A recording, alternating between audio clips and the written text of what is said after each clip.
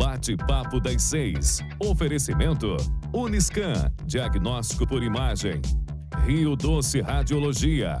Unicor. Conquiste e proteja seus bens com a Pagoto Corretora de Seguros e Consórcio. Seguro e consórcio de tudo para todos. Peça sua cotação. Sua vida é feita de momentos. Momentos em família, momentos de sonhos, momentos de conquistas, momentos de realizações. E para todos os momentos, você pode contar com a Pagoto Corretora de Seguros e Consórcio. Há mais de 25 anos, parceira das melhores operadoras de seguro e consórcio do país. Pagoto Corretora de Seguros e Consórcio. Seguro e consórcio de tudo para todos. Centro Linhares. Ligue 3371-2000 e peça a sua cotação. Medicina de primeiro monte em Linhares é na Unicor, um centro avançado de diagnóstico por imagem e fisiologia endovascular, acreditado para tratamento de TAV. Somos especialistas em angioplastias complexas e tratamento do infarto agudo do miocárdio, além de diversos procedimentos de neurointervenção, com equipamentos de última geração e uma equipe altamente qualificada. A Unicor é referência no tratamento de oclusões coronarianas crônicas. Unicor, unidade do coração do Espírito Santo.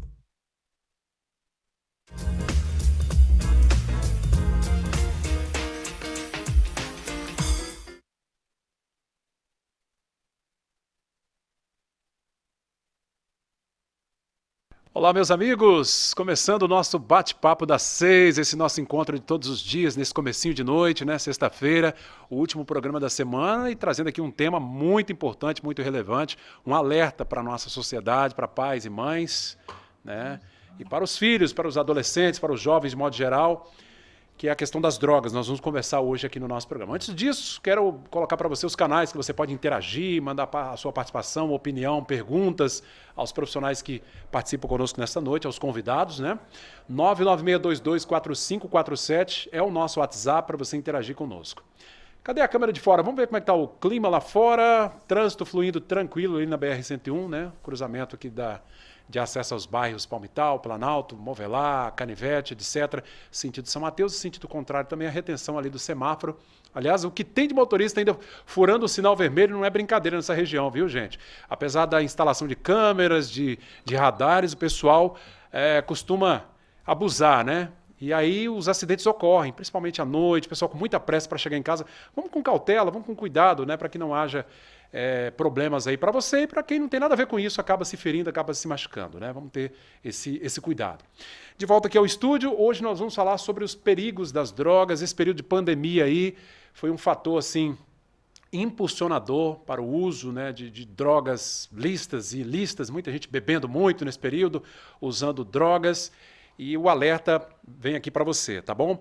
Para conversar um pouquinho sobre este assunto, eu recebo a médica responsável pelo setor de ambulatório de saúde mental, dependência química da Prefeitura de Linhares, doutora Kétoli Pascal Colatti. Kétoli, boa noite, bem-vinda. Olá, tudo bom? Boa noite, boa noite a todos.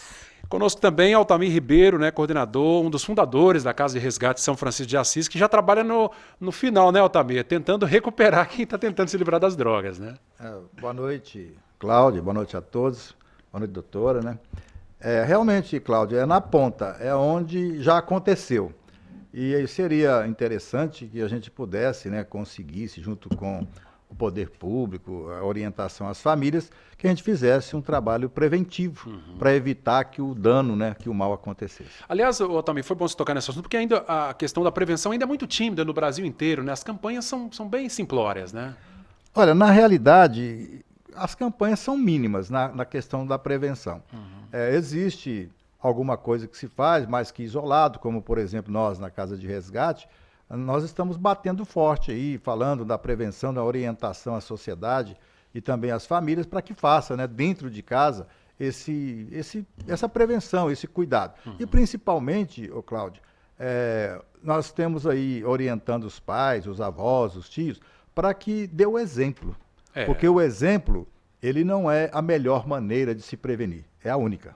É a única maneira que nós temos é o exemplo. Né? Então, esse exemplo dentro de casa, ele ajudaria muito. Doutora Kétoli, o Altamir estava assim, porque remediar nesse caso é a pior das escolhas, sim, né? Sim. É a prevenção mesmo, né? O que hoje, né, a gente sabe é que a dependência química ela é muito ligada ao fator genético. Já está no, então, já no tá sangue no da DNA, pessoa, né? No DNA, né? Então, você imagina o filho de um pai alcoólatra, né? Que, além da parte cultural, além da parte familiar, quando ele coloca aquele primeiro copo de álcool na boca, ele já ativa aquele gene. E isso vai levando ao uso cada vez mais frequente do álcool. E é gradativo, né? Vai só outras aumentando, drogas também, né? Não só do álcool. Então, como o nosso colega falou, é prevenir, é não usar. Porque uma vez que você usa, difícil sair. É como se acendesse ali uma centelha, né? Você ativa, né? Como se você ligasse o motorzinho, é difícil você desligar depois. E o interessante é que as pessoas acham assim, eu vou tomar só um pouquinho, eu vou fumar só um pouquinho, eu vou cheirar só um pouquinho. Isso vai levando a cada vez mais e a um contexto que a gente sabe que não é muito bacana. Eu sempre costumo falar com os meus pacientes o seguinte: tanto drogas lícitas quanto ilícitas, né? Principalmente as ilícitas. Você tem 2 caminhos: cadeia ou cemitério. Não há outro remédio, não há Ou outra você forma. para de usar, ou você nem começa, que é a melhor opção. Ou vai morrer. Ou você vai morrer. Ou você vai ser preso. Ou você vai ser preso e depois você vai morrer, né? Então, assim, a gente, infelizmente, vê casos complicados, né? Porque você vai tendo um desgaste familiar, um desgaste profissional, um desgaste pessoal muito grande. A pessoa ela vai realmente se Ela vai se desintegrando, consumindo. né? Ela vai se consumindo em todas as esferas. Ela começa a faltar ao trabalho, vai ficando, né, desacreditado no próprio emprego. A família começa a adoecer junto com ela. Porque imagina você ir dormir com seu botijão de gás na cozinha e quando você acorda... Cadê o botijão? Cadê o botijão para eu fazer o café?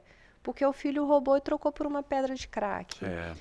Então, isso está sendo um caso bem complicado hoje. Ô, Altamir, é interessante que as pessoas, às vezes, têm aquela falsa sensação de que as drogas lícitas, a cervejinha do final de semana, ela não tem nada a ver com a cocaína, com a maconha, com as drogas mais pesadas, né? Mas, no fim, elas acabam se interligando, né? Você citou muito bem, a sua expressão foi bem correta. A cervejinha, a forma da gente falar, né, das pessoas dizer uma cervejinha, não tem problema nenhum. Mas é aí, Cláudio, que abre-se as portas. Né? A pessoa uma vez tomou uma cerveja, tomou 2, alterou um pouco o seu comportamento, as portas estão abertas para o uso de outras drogas.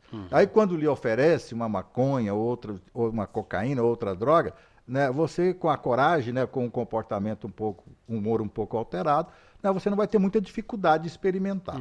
E como a doutora Kathleen aqui citou, você tem aquela predisposição. Já né? tem um gatilho ali, né? Que Aí só você alguém fez puxar. o uso, né, você nunca pensou na sua vida em fumar maconha. Mas se você tem essa predisposição e um dia, porque tomou uma cervejinha, né, fez o uso recreativo... Tomou coragem, né? Tomou coragem e fez o uso, você pode se tornar um dependente e isso aí mais tarde vai causar na vida da pessoa graves problemas. Porque muitas vezes as pessoas, os dependentes, eles querem parar, mas eles não conseguem. E aí é onde ele precisa de ajuda, né? Ele precisa de um médico, precisa de uma casa de recuperação, precisa de uma família estruturada e com conhecimento para ajudar. Montar essa estrutura de atendimento. Isso não é fácil, né? Isso é que não existe, né? É muito difícil. A doutora Kathleen, eu vou até daqui a pouquinho te pedir os dados, que eu sei que, né, os atendimentos têm aumentado nesse período, né? Mas vou lembrar você de casa. Nosso WhatsApp está à disposição. Não precisa nem se identificar, é um assunto muito delicado. Se de repente tem alguém da sua família passando por essa situação, tá aí, ó, 996224547. Salva aí o WhatsApp da TV Sim. Mande a sua pergunta, né? Um pedido de ajuda, de repente está passando por essa dificuldade. Alguém da família está, né, já há algum tempo aí usando drogas, bebida alcoólica em excesso. Está te preocupando? Vamos tirar as dúvidas aqui com os nossos convidados de hoje. Doutora, a demanda aumentou bastante lá nesse período, né? Significativamente. O que nós temos observado é que esse confinamento que as pessoas estão fazendo, né, esse isolamento, estão levando ao aumento do consumo, principalmente de álcool, e um consumo abusivo. E isso tem gerado vários problemas, vários transtornos.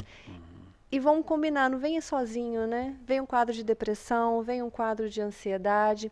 Lembrando também que o uso de álcool e outras drogas pode levar a um transtorno psiquiátrico. As pessoas que fazem uso de remédio controlado, tem Sim, isso sim, pode potencializar sim, ainda? Pode potencializar. Alguns medicamentos como benzodiazepínicos, Rivotril, clonazepam. Se misturar é uma bomba. Misturar é uma bomba relógio. E outros medicamentos também, né, para às vezes controlar pacientes com esquizofrenia, transtorno bipolar, além de poder, né, prejudicar, causar outros problemas, tira o efeito desses medicamentos. Então o paciente pode prejudicar em outras áreas também. Fora quem tem problema de coração, diabetes, né? Enfim, é uma bola de neve. Uma coisa vai puxando a outra. Também você falava aí da questão do exemplo, né? Porque assim, os jovens, o adolescente hoje está bebendo muito cedo, muitas vezes influenciado pelo próprio pai ou mãe, ou a família de modo geral ali, né? Olha, Cláudio, é o que eu disse, né? Em uma família onde os pais fazem uso dessa substância, principalmente do álcool, que é uma droga, entre aspas, né? É legalizada, não é proibido, eu não estou fazendo nada de errado, estou tomando minha cervejinha, como aqui nós citamos. Em meio familiar, só bebo dentro de casa. Mas tem os filhos, tem os sobrinhos, tem as crianças que estão ali naquele meio, e essas crianças, elas podem ter uma predisposição. Às vezes eu não tenho, o pai, mas os filhos têm, e foi o que aconteceu comigo. O meu pai, ele comprava bebida e trazia para dentro de casa, e dentro da minha casa, com 8 anos de idade, eu tive os meus primeiros contatos com o álcool e foi ali que desenvolveu em mim, né, a dependência, o vício, e que eu sofri muito depois. Tive não muito foi próximo fácil da morte. Disso não, né? Não foi fácil. Não foi fácil. Eu sofri, eu chorava, eu não queria beber. Inclusive tem um episódio que aconteceu comigo que me fez refletir muito. As pessoas, isso aí há quase 40 anos atrás, não tinha conhecimento nenhum. As pessoas que estavam à minha volta, que preocupavam comigo, que cuidavam de mim. E um dia uma pessoa que gostava muito de mim, ele chegou perto de mim e procurou uma palavra para me ajudar, para me orientar, e ele não encontrou. E ele disse com muita sinceridade: Altamir, você tem que tomar vergonha na cara. Isso ficou marcado, me machucou. Foi a palavra que ele encontrou na hora, né? E aí eu perguntei, mas aonde que toma vergonha na cara, né? Não tem esse lugar para você ir lá tomar. Né? Então isso me marcou, me machucou, e eu fui então buscando forças. Aí um dia eu passei mal, desmaiei na rua, de fraqueza, né? Aí me levaram, os poucos amigos que restaram, me levaram para o hospital. Aí lá no hospital o médico me disse o seguinte, quando ele foi me dar alta, que eu não vivia mais 90 dias. Nossa, mãe. Aí eu fiquei preocupado, porque há 2 anos eu estava tentando parar de beber e eu não conseguia. Se eu só tenho mais 90 dias, eu vou morrer. Eu tinha uma filha pequena, eu queria ver minha filha crescer, e aí esse dia, né, através de oração e muita vontade, com esse despertar, né, dessa fala do médico, eu parei de beber. Faz quase 40 anos, eu nunca mais coloquei uma gota de álcool na minha boca, porque eu sei que eu tenho a doença. Se eu tomar um copo, né, uma dose, eu sei que vai voltar tudo novo. Doutora, e é interessante isso que o Altamir está falando, porque assim, ele está sóbrio, né, há mais de 20 anos, né, Altamir? Quase 40. Quase 40 anos, mais de 20 anos. Agora, ele não pode correr o risco de passar perto de um litro de álcool. Essa fala dele é importantíssima, em 2 momentos. Primeiro, dependência química é uma doença. Não é falta de vergonha na cara, não é safadeza, é uma doença, como qualquer outra. Segundo, o paciente tem que querer. Infelizmente, não existe fórmula mágica. Um comprimidinho que você vai no consultório médico, olha, eu vou tomar um comprimido por dia, não vou ter nunca mais vontade e vai sumir da minha cabeça. Não, isso não existe. O remédio, ele é um coadjuvante. Ele ajuda no tratamento. Mas o principal passo é: eu quero sair dessa. Porque a cura total, ela não existe. É uma abstinência que você tem ali. É a abstinência, é a estabilização, mas uma vez dependente, sempre dependente. E não acha que, eu vou tomar só 2 dedinhos de cerveja com um amigo ali e vai passar. 2 dedinhos, vai para 4, uma latinha, 2 garrafinhas e vai voltar tudo ao normal. Então, essa psicoeducação que a gente trabalha com os pacientes é o essencial, é o primordial. Então, é o paciente querer melhorar, o paciente ter o suporte da família para isso, que também não adianta o paciente ir lá no consultório, ir lá no grupo resgate, olha, eu quero tratar, aí volta para casa, a família... O ambiente não ajuda. O ambiente não ajuda. No lugar de bebedeira vai acontecer o quê, né, Altamir? Ele vai beber. Aliás, é a realidade, né? Muitos jovens que passam pelo tratamento, né, Altamir, voltam sóbrios para casa e acabam voltando a beber, a usar droga.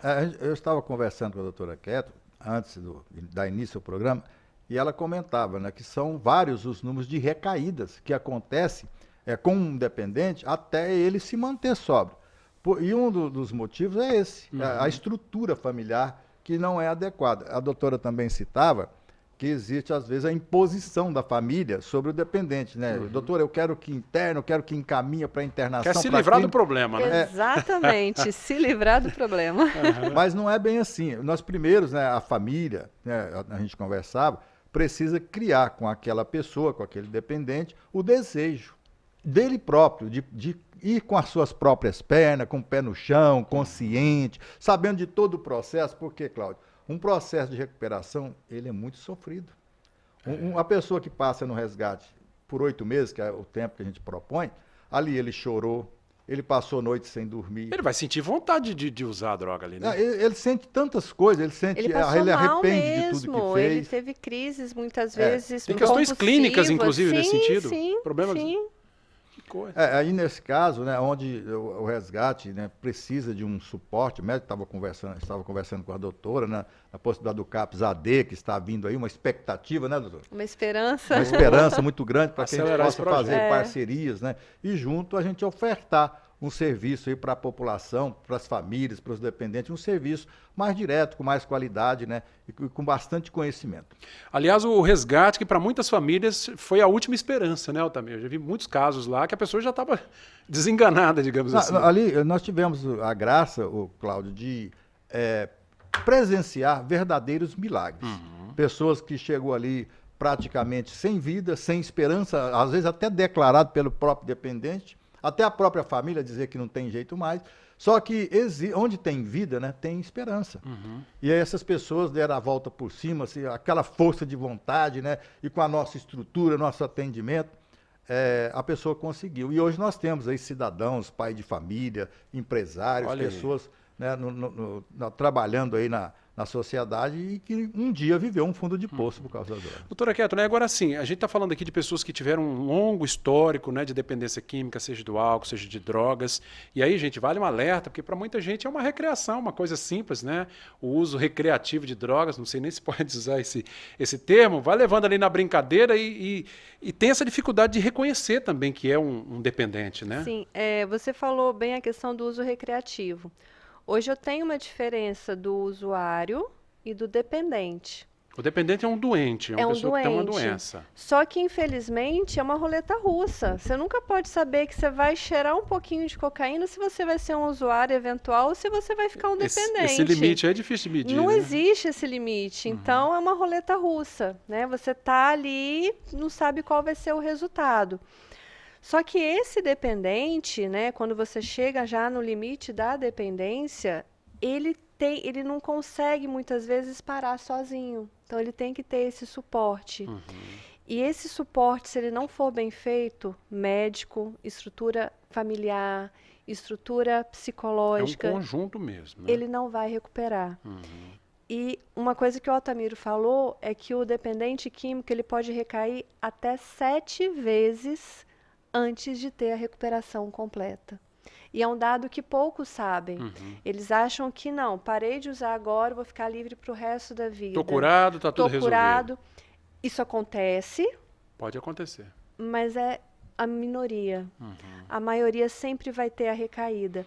Mas não é recaída de voltar a usar todos os dias. Às vezes usa uma vez e chega com a cara no chão, doutora, eu usei. Assim, calma, pode acontecer. Errar é humano. Vamos começar de novo. Permanecer no erro é que é burrice. E eles, poxa, estava desesperado, mas vão recomeçar. E eles recomeçam e vão até que param de usar. Essa autocondenação também é um fator que pesa muito, né, Altamir? Complicado. Pessoa, né? A autocondenação de si próprio, né? Eu não consigo, Né? Eu sou um fracassado, Eu não consigo. Isso aí acontece, mas o que a doutora falou, vamos recomeçar. Aí precisa de profissionais, de pessoas com conhecimento na área, para conversar com a pessoa e esclarecer, para ele dizer que tem jeito sim, é possível. Né? Onde tem vida, tem esperança. Agora, Cláudia, aí, nessas recaídas, é que nós precisamos da família. Não só da família, mas de toda a sociedade. Porque uma pessoa que está acometida dessa doença, né? E se a família, se a sociedade, as pessoas próximas não conhecem, não entendem dessa possibilidade de recaída, já condenam. Já condenam. E aí, quando condena, a própria pessoa começa, aquilo que a gente já falou, né, começa a se culpar. E é a hora que ele mais precisa de apoio, de acolhimento, de orientação, de levantar, né, o seu astral. E se não deu certo agora, mas às vezes o familiar, né, às vezes o pai, a mãe, chega perto do dependente e diz, olha, meu filho, você não conseguiu dessa vez, mas a culpa foi minha. Eu te deixei sozinho, eu não estava junto com você, eu não te acompanhei de perto, eu sabia que você é portador de uma doença que não tem cura, tem tratamento e cuidados, mas cura não tem, né? Faltou um pouco da minha parte, mas dessa vez eu vou te ajudar, vamos começar de novo. Então o dependente precisa dessa motivação, mas falta nas pessoas esses conhecimentos, esse entendimento. Né? E às vezes o dependente, Cláudio, ele causa nos familiares feridas, mágoas, ressentimento, por causa das coisas erradas. Às vezes pega o dinheiro o pagamento. A aposentadoria da mãe, que é para pagar as obrigações gasta com droga, pega objetos dentro de casa. Então essas decepções são muito grandes. Só que o dependente químico, às vezes por causa das suas atitudes, ele não merece o nosso acolhimento, o acolhimento da família, o nosso atendimento. For por merecimento... por merecimento não. Mas nós precisamos entender, ele não merece, mas ele precisa. E para isso nós precisamos ter essa compreensão. Pelo que ele fez, jamais eu poderia ajudar. Mas ele tem uma doença, e a doença, todas as pessoas que têm essa doença, ou quase todas, desenvolvem esse comportamento. Né? Então eu preciso acolher ele, porque ele não merece, mas ele precisa. E essa compreensão tem faltado no meio familiar e social. Doutora Kathleen, e aí é que entra esse papel da família, que é fundamental, né? Porque se não tiver esse entendimento, a pessoa tende a... suporte mesmo, né? Porque o que eu sempre friso no ambulatório, psicoeducação. Entender a doença, entender as etapas, não passar a mão na cabeça quando é necessário puxar a orelha, mas acolher quando é necessário acolher. Eu recebo muitas famílias, o meu filho foi preso porque ele roubou para usar crack. Ok, ele fez um erro. Eu não vou passar a mão na cabeça por causa disso. Mas quando ele sair, eu vou receber e vou apoiá-lo para ele sair dessa vida. Só que as famílias, elas não conseguem dosar isso, entendeu? Elas não têm o conhecimento, não têm o suporte. O embasamento acaba indo nos extremos, né? Nos extremos, ou 880. Ou eu abandono, ou eu passo muita mão na cabeça, ou eu fico acobertando, né? Então, isso é necessário. E o mais importante para os jovens também, né? Eles acham que, eu vou fumar um baseado, eu vou usar maconha, e não dá nada não, é natural. E hoje a maconha que a gente vê no mercado não é a maconha de 1970, né? Quando falou, essa maconha ela foi modificada geneticamente, ela misturada com várias substâncias que pode levar a transtorno psiquiátrico irreversível. Hoje discute muito, né, se a maconha pode levar à esquizofrenia ou se já quem tem uma predisposição a desenvolver um transtorno esquizofrênico, quando usa maconha, ativa essa doença. Aí a gente volta no caso da roleta russa. Você vai saber se você vai ativar um quadro de esquizofrenia? Nós podemos ter assim, um problema de saúde pública.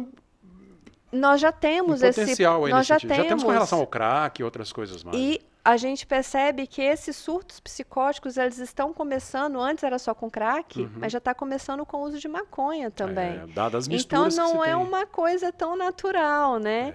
E muitas vezes a gente não consegue reverter mais esse surto. Então, um paciente jovem, cheio de vida, inteligente, que tem a vida toda pela frente, se perde. E eu não consigo mais reverter. Isso é lamentável, a gente requer uma reflexão, porque é um problema de todos nós, né? Não adianta tentar fugir. Não, hoje tem se tentado resumir ou reduzir essa questão das drogas à questão policial, judicial, mas acho que não é por aí não. É um problema que mais cedo ou mais tarde vai bater a nossa porta, seja quem for. É preciso, como disse o Altamir aqui, fazer um trabalho de prevenção mesmo com as crianças, com os adolescentes, para evitar que a gente tenha um mal maior no futuro. Nós vamos para o primeiro intervalo do Bate-Papo das 6, hoje conversando sobre o aumento, os casos de consumo de drogas em função da pandemia, esse aumento, sobretudo no público jovem. E daqui a pouco quero falar com os nossos convidados sobre as crianças. A gente tem visto muita criança aí nos semáforos aí, vulneráveis à ação desse tipo de coisa aí, serem levadas para drogadição, prostituição, etc. E nós vamos fazer mais um alerta aqui dentro do nosso bate-papo. Voltamos já.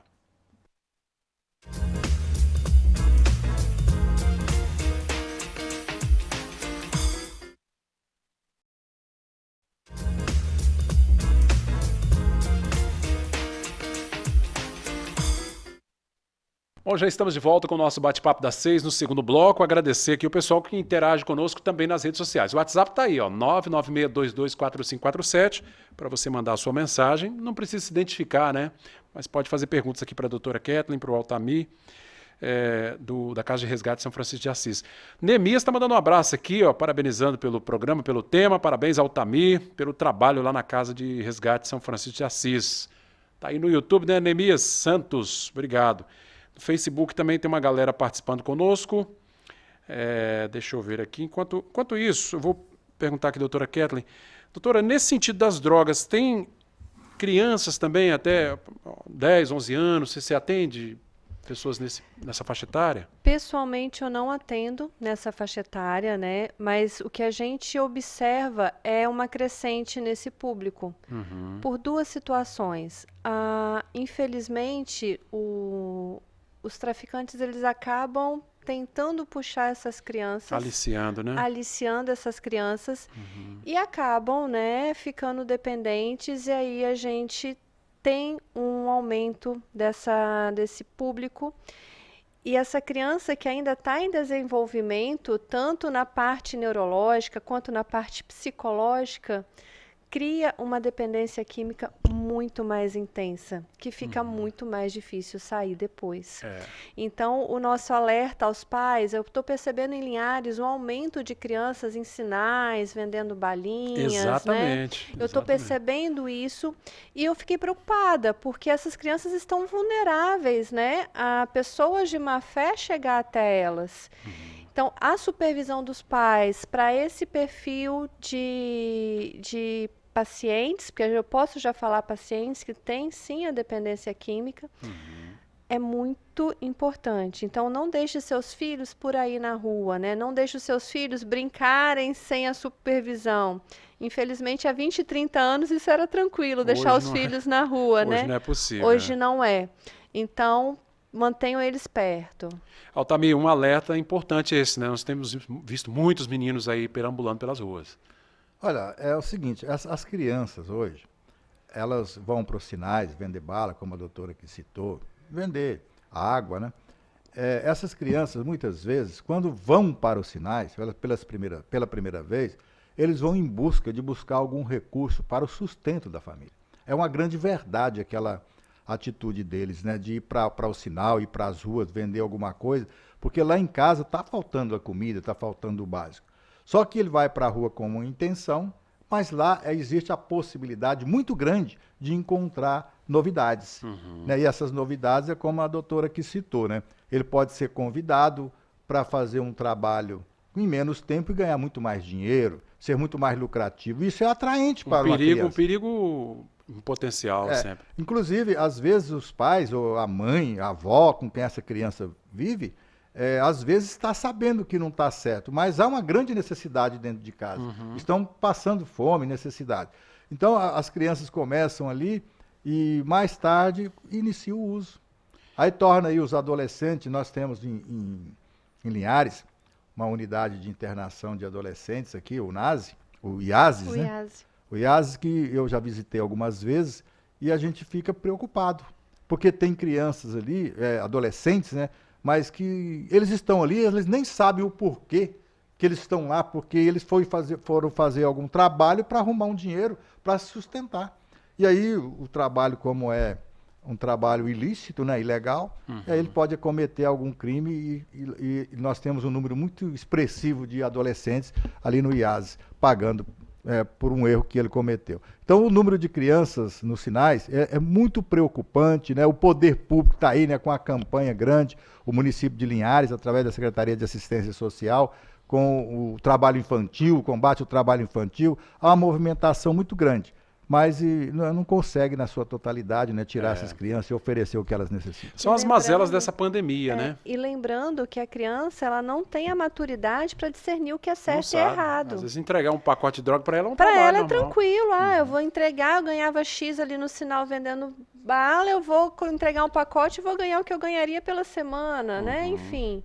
Ela não tem essa maturidade ainda de discernimento. A Yara Teixeira está aqui, Altamir, parabenizando. Ó, graças a Deus você parou, porque a bebida destrói e as pessoas sempre se acham que conseguem controlar o problema, né? Está tudo resolvido. Aquela velha falácia, não, eu bebo socialmente, está tudo resolvido. Bebo por esporte, né? Bebo em momentos especiais, ocasiões especiais. Toma aqui uma cervejinha, mas não sou dependente, não. Bebe praticamente todo dia, mas Muitos dizem isso. A questão da dependência é que as pessoas acham que o dependente em álcool é aquele que bebe todos os dias, que já acorda bebendo. Não, o dependente é aquele que começa e não sabe quando parar. Você tem um dependente de final de semana, aquele que vai para o churrasco e dá vexame para toda a família, porque ele começa a beber, só que ele não sabe o momento certo de parar. Ele não consegue, ele bebe até descontrolado, cair. né? É descontrolado. É um caminhão sem freio, né, Altamir? Então, o dependente não é só aquele que bebe todos os dias, é aquele que não consegue controlar o consumo. Nós temos, Cláudio, um outro agravante, que é a pessoa em situação de rua. Essa pessoa em situação de rua, por que ele está vivendo nas ruas?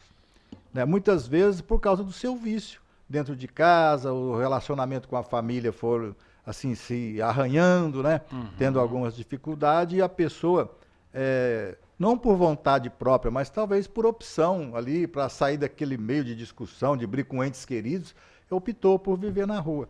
E ontem, por exemplo, me parece que ontem houve até uma morte, né, com uma pessoa em situação de rua. Exatamente, essa semana aí. E a gente fica muito triste porque são vidas perdidas que poderiam ser salvas se nós tivéssemos um trabalho, né, mais agressivo, um trabalho mais intenso e acolhesse essas pessoas, desse a elas o atendimento necessário, né, mais políticas públicas, mais financiamento, para que a gente pudesse atingir um número maior de pessoas. Atingir, por exemplo, né, são duas pontas, as crianças que estão nos sinais e essas pessoas adultas, já até idosas, vivendo em situação de rua. São dois públicos, né, muito vulneráveis e que nós não temos uma política pública bem definida para acolher essas pessoas. Nós temos a Secretaria de Assistência Social, tem um trabalho aí muito bom de acolhimento, de orientação, né? abordagem de rua. Né? Levam para casa de acolhida, mas não dão, né? Não existe ali um programa de atendimento completo, né? Que busca aí a pessoa... A reintegração, inclusive, como a doutora citou, despertar essa pessoa em situação de rua o desejo de mudar de vida. Nós precisávamos de um programa mais agressivo. Aliás, é uma limitação porque a sociedade às vezes não compreende, né? Pô, as pessoas dormindo embaixo de marquise, usando drogas, usando álcool, né? Por que não se tira aquelas pessoas dali? É a liberdade, cada um tem de ficar na rua, né? Não tem essa... Mas o interessante é que boa parte desses pacientes moradores de rua são pacientes portadores de transtornos psiquiátricos. Então tem... Que a família, família não dá conta, esse paciente vai para a rua e como ele não tem uma alimentação, ele não tem um medicamento para controlar a doença, ele acaba fazendo uso de algumas substâncias para anestesiar aquela situação. É o perigo dessa bomba relógio, né? Sim. É muito potencial. O Neemias está citando aqui, doutora Kathleen, dizendo, né, a importância do cuidado profilático, né, ainda na infância e adolescência. É isso mesmo?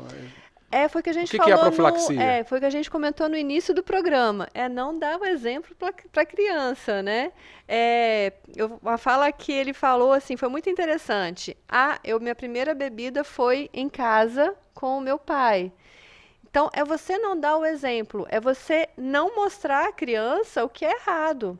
Os filhos são espelho dos pais. Então, se eu vivo num ambiente onde eu tenho droga, eu tenho álcool, né, de forma abusiva, automaticamente ele vai fazer o uso de forma abusiva. Agora, para aquele pai que sabe que não é um dependente, não tem problema com álcool, toma lá o seu vinho, sua cerveja, mas porventura, de repente, na família, no histórico familiar isso é perigoso com relação ao filho, por exemplo? Sim, porque quando você fala de genética, não é só pai e mãe. Pode ser pai, uma terceira, mãe, quarta geração. tios, avós, né? Então você tem uma genética. E uma coisa que eu tive na minha infância, né? Meu pai, né, sempre bebeu socialmente. Só que ele em nenhum momento deixou nem eu nem minha irmã encostar uma gota de álcool enquanto a gente não alcançasse a maioridade, a independência financeira, que a gente já tivesse esse perfil. A consciência do que estava fazendo. Exatamente. Né? Então, a educação também tem essa parte, né? Você precisa ter a formação do seu sistema nervoso e da sua personalidade para você saber o que você está fazendo. A criança, ela não tem essa maturidade. A criança não sabe o que é certo e o que é errado. Ela só vai saber o que é bonito e é feio. Então, essa educação sempre vem de berço, né? Então, isso é importante. Aliás, olha aquele ditado, né, Altamir? É o exemplo que arrasta, né? Não adianta. Palavras por si só não levam a lugar nenhum. Exato. Com certeza. O jovem, o adolescente, principalmente, que é muito usado, né, no tráfico aí, e às vezes já está fazendo uso de drogas. É interessante que o adolescente, ele é muito corajoso, né? Ele tem muita coragem, destemido, ele não tem, assim, noção do perigo, como o pai da doutora aqui segurou, né? Limitou, educou, né? O jovem, quando está usando, Cláudio, a droga, ela proporciona um prazer. Claro, senão ninguém queria, né? Exatamente. Mas aí, então o adolescente que está fazendo uso de droga, está trabalhando aí, vendendo drogas, ele está ganhando dinheiro, está sustentando, está proporcionando um prazer. Muitas vezes já aconteceu comigo, né? Eu vou conversar com um desses adolescentes, propor para ele um atendimento, para ele parar. Ele disse que não quer, ele não está pensando em parar, ele está pensando em usar. Mas para que eu vou, né? Vai dizer... mas tudo isso, a conclusão é que, devido à sua idade, à sua juventude, né, na adolescência, ele não tem a maturidade para entender, né, as consequências daquilo no futuro, mesmo tendo tantos exemplos à sua volta. Mas ele acha que ele é um herói. Comigo isso não vai acontecer. Eu não vou dar bobeira, eu não vou fazer o que fulano fez. Mas amanhã ele faz também. E aí o resultado pode ser trágico, né? Pode ser Cadeia ou cemitério. Como você mesmo disse no início aqui, infelizmente. A gente ri, mas ri para não chorar, né? Porque é uma situação... eu trabalhei muito tempo no sistema, né? E você vê pessoas que estão ali porque muitas vezes vendiam, porque aprendeu desde criança que é a única forma de sustentar a família. Não tinha nem ideia de que era ilícito, né? Não que era proibido. Eles cresceram nesse ambiente e tornaram aquilo como verdade. E para sair, eles não têm noção do que é certo. Então, para você desconstruir uma coisa errada que ele vem há 20 anos aprendendo daquela forma, é muito difícil. Então, por isso que eu falo, a base familiar é tudo. Então, a família, a estrutura, é o que você pode fazer para que seu filho não vá usar droga. Porque vai chegar na escola, vai ter gente oferecendo. Mas se estiver preparado... Vai chegar na rua, vai ter gente oferecendo. Eu lembro da minha primeira faculdade, que eu cheguei uma vez na sala, no apartamento onde eu morava, e tinha gente usando maconha. Eu olhei para aquela cena, fiz meia volta, saí. Então, se eu não tivesse essa base familiar e essa estrutura, eu ia, o que é isso? Vou experimentar, né? Então, a base, né, como o colega falou na pergunta, a profilaxia começa dentro de casa. O remédio é isso aí. A droga vai estar aí, não vai achar que seu filho nunca vai ter contato, que isso você não vai conseguir proteger. É ilusão, né? Mas você dar uma boa criação é tudo. Gente, é algo que realmente os pais precisam ficar cada vez mais atentos, né? Vamos para um rápido intervalo, nosso segundo intervalo, voltamos já com o nosso terceiro e último bloco do bate-papo das 6 de hoje, trazendo esse alerta a você pai, mãe, avô, parente. Olha, o número de jovens, né, também, basta uma visitinha aí às cadeias aqui, ó, a penitenciária, claro que o IAS é mais restrito, envolvidos, porque a grande maioria ali é tráfico de drogas, é problema com drogas, né? Cláudio, esses dias eu participei de uma palestra, uma autoridade aí, delegado de polícia, e ele deu uma informação muito importante. 80% dos presos tem envolvimento com drogas. Olha só, são 80%. consequências do tráfico, do uso, de assalto, né, de assassinatos. Mas que está ligado às drogas. 80%. Se no estado do Espírito Santo nós temos aí 26 mil presos, nós temos aí 16, 17 mil pessoas presas por consequência das drogas. Vê o tamanho do desafio que nós temos. São 16, 17 mil pessoas que poderiam estar aqui no nosso meio. Poderia ter formado uma família, ter a sua empresa, um bom trabalho, poderia estar convivendo, produzindo, gerando renda, né, no nosso meio, no entanto, está ali, né, encarcerado, pagando por um erro que ele cometeu por consequência de droga. É algo que nós precisamos nos mobilizar para desconstruir, né, gente? Vamos para um rápido intervalo, voltamos já já com o último bloco de hoje do Bate-Papo das 6.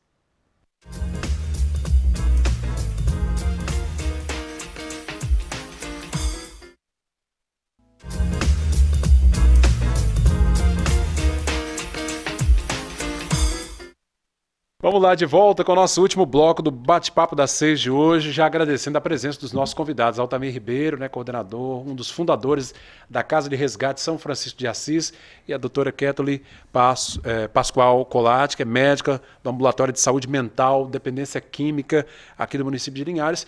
Gente, esses dois que estão aqui fazem esse trabalho assim, um trabalho de formiguinha ali, tentando fazer um pouquinho nesse universo de problema que nós temos, né, Altamir, doutora?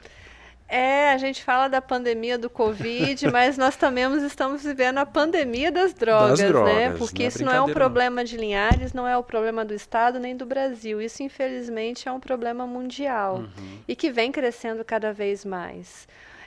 Se você for observar, a população de rua está crescendo muito, os presídios também estão ficando superlotados. O IAGES, até pouco tempo atrás, eles estavam fazendo, né, como se fosse uma triagem para ver quem tinha condições de sair, quem precisava permanecer pela superlotação. Então, isso tem deixado a gente preocupado aqui. Também um baita de um desafio que nós temos, né? E aí só com uma união mesmo de família, igreja, escola, sociedade, para a gente mudar esse cenário, né? Todos esses segmentos que você citou, eles são importantes. As ações da família, da sociedade, a igreja também aí faz o que pode, mas falta conhecimento desses atores aí para que o olhar seja mais profundo, com mais conhecimentos. Agora, precisamos também de mais investimento financeiro através do governo, né? São políticas públicas financiadas pelo governo para que nós possamos aqui ter mais pernas, mais estrutura, mais condições, né, de atender o público de uma forma mais ampla. Porque ali na Casa de Resgate a gente faz um atendimento, como você falou, né? Nós vamos fazendo aquilo formiguinha, é como aquele beija-flor que vai levando uma gota d'água para apagar um incêndio numa grande floresta. Eu vejo a gente está fazendo isso, mas o que a gente faz é muito importante, tanto nós como Resgate, doutora Kathleen no seu consultório, mas nós precisávamos de mais financiamento, nós precisávamos de uma compreensão maior dos governantes para financiar esse serviço, aí, o atendimento a essas pessoas de uma forma mais ampla. Nós tivemos aí o Covid, né? A última doença que surgiu. Grandes investimentos, né? Há 2 anos que aconteceu, nós já temos vacinas, né? Nós tivemos lá atrás, nos anos 80, a AIDS, que, né, preocupou, mas hoje nós já temos aí um atendimento regular. Tantas outras doenças, gripe, né? A gente tem aí um atendimento mais próximo, com possibilidades de, às vezes até de cura. E a dependência química, a gente vê aí o alcoolismo, é algo milenar. E até hoje nós não temos aí pesquisas, investimentos, né, altos, aí, uma atenção do poder público voltada, nós não temos. Agora uma certa, assim, vamos fazer uma crítica aqui, demagogia também, né? Porque a gente sabe do problema, né? Do potencial problema que tem, né? O álcool que é impulsionador de tudo isso, mas aí nós temos aí as grandes propagandas também, né? E para saber qual é o meu controle, né? Uma briga injusta até, né? Sim. Nesse sentido. Quando o Altamir falou do investimento, no consultório eu sinto muita falta de medicamentos para tratar esses pacientes. Porque hoje o REMUME, né, que é a lista de medicamentos que o Estado fornece, é muito limitada. É claro que o medicamento ele não é o que é a solução. mas a gente sabe que ele ajuda muito. Então, hoje eu tenho um paciente que tem um poder aquisitivo muito baixo e que não tem condições de estar comprando, eu não tenho um medicamento que eu sei que eu posso ajudá-lo naquele momento, disponibilizado pelo SUS. Então, você também tem esse... E às vezes não é medicamento tão caro, né? Uma coisa mais simples. Então, a gente quer um investimento não só de grandes estruturas, mas das pequenas também, das coisas mais simples para a gente conseguir ajudar, né? Eu imagino que um fundo, né? Ou também, quem sabe, não se cria aí no país um grande fundo para financiar essas políticas. Olha, eu vejo que se houvesse aí a preocupação ou a intenção, as possibilidades acontecem, elas surgem, né? Mas nós não temos isso por enquanto. Como a doutora citou, nós ali na Casa de Resgate acolhemos pessoas, nós já fazemos algumas exigências, a presença da família, muitas vezes a gente sugere que vá ao médico, às vezes o psiquiatra, às vezes para marcar uma consulta, o município, não é só o município de Linhares, a gente vê essa falta desses profissionais no país todo, não consegue, até às vezes no posto de saúde, né, a pessoa procurando um posto de saúde, fazendo uma consulta básica, um medicamento, um Rivotril ali, um Clonazepam, já vai ajudar.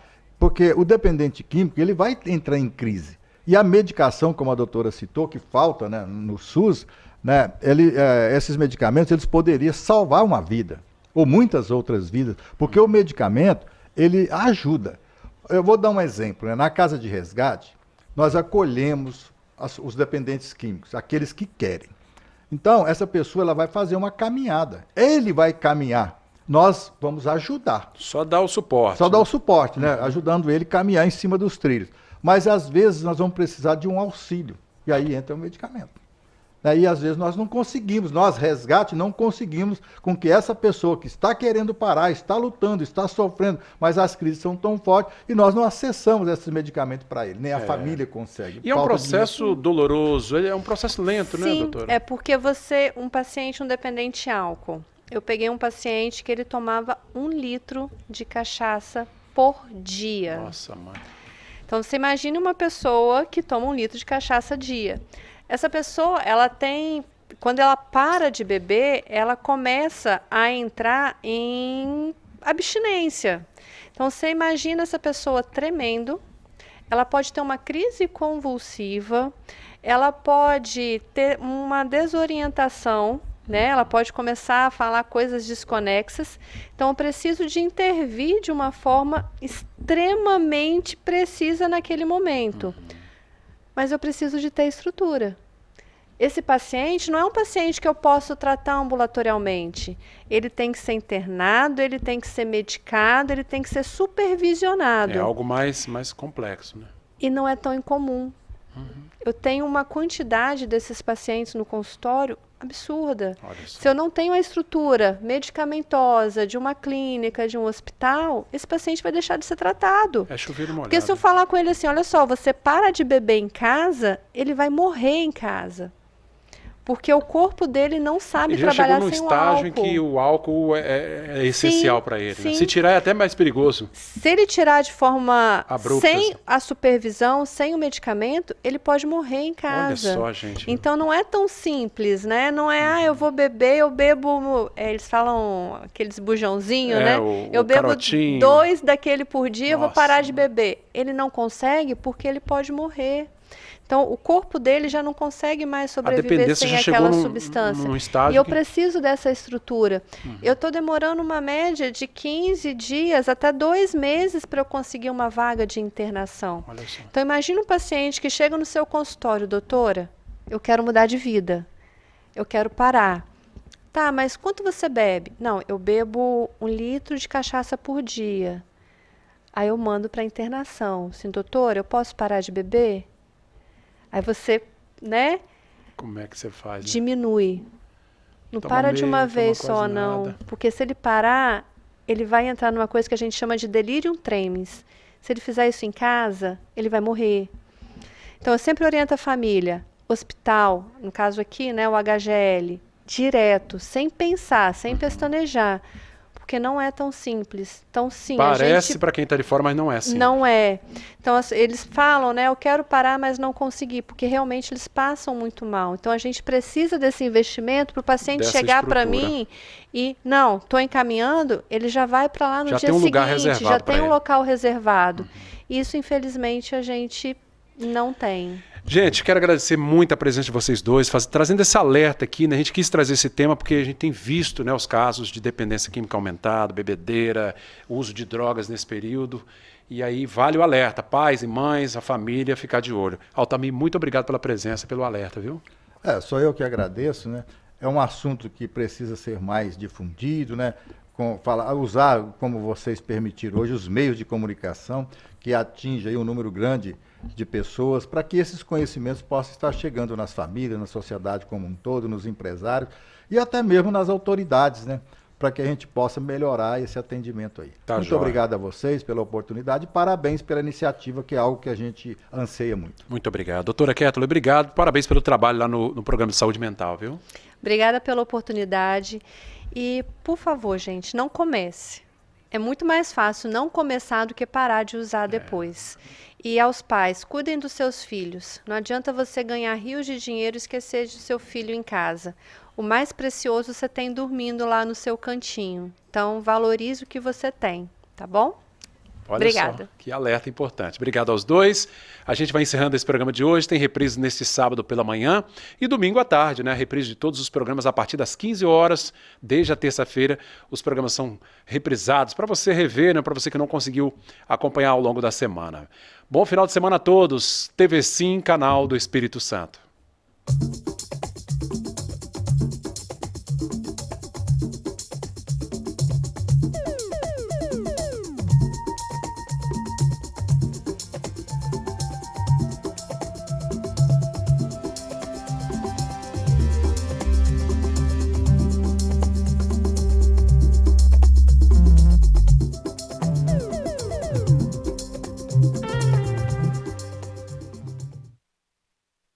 Bate-papo das 6. Oferecimento Uniscan, diagnóstico por imagem.